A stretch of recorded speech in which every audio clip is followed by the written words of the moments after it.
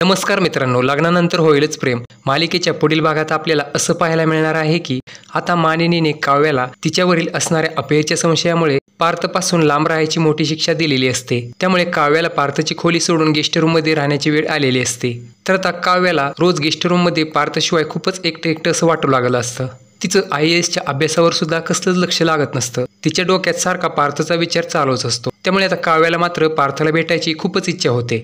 पण इकडे मानिनी काकूंनी तिला पार्थपासून लांब राहायला सांगितले असल्यामुळे तिला मानिनीची खूपच भीती वाटत असते की जर त्यांनी मला पार्थला भेटताना पाहिलं तर मानिनी काकूंनी आता तरी ह्या गेस्ट रूममध्ये मला राहायची परवानगी दिली आहे, पण आता जर का मी पार्थला चोरून भेटले तर मला ह्या घरातून कायमची हाकलून देतील। त्यामुळे आता मी नक्की काय करू?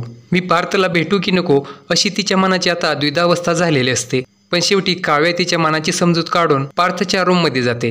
तेव्हा इकडे पार्थ सुद्धा काव्याच्या विरहामुळे वेडा झालेला असतो। तेव्हा तो काव्याला पाहून खूपच खुश होतो आणि तो आनंदाच्या भरात काव्याला मिठी मारतो आणि म्हणतो, काव्या, मी तुम्हाला खूपच मिस करतोय। मला तुमच्याशिवाय हे एक एक क्षण एका वर्षासारखे वाटत आहे। प्लीज काव्या, आता तुम्ही गेस्ट रूममध्ये न जाता इथेच आपल्या रूममध्येच शिफ्ट व्हा। असे म्हणून पार्थ आनंदाच्या भरात काव्याला मिठी मारतो आणि तेवढ्यात आता काव्याला पार्थच्या मिठीत पाहून मानिनीच्या रागाचा पारा न चढता उलट तिला याचा जास्त आनंद होतो की आता मानिनीला काव्याची परीक्षा घ्यायची असते की खरंच आता काव्याला पार्थपासून दूर ठेवल्यावर तिला पार्थचा विरह सहन होतोय की नाही याची मानिनीला खात्री करायची असते। तसेच काव्याला आता पार्थची आठवण येते का आणि ती केव्हा माझ्या नजर चुकीने पार्थला भेटायला जाते हेच मला हवं होतं असं मानिनी स्वतःशीच विचार करू लागते।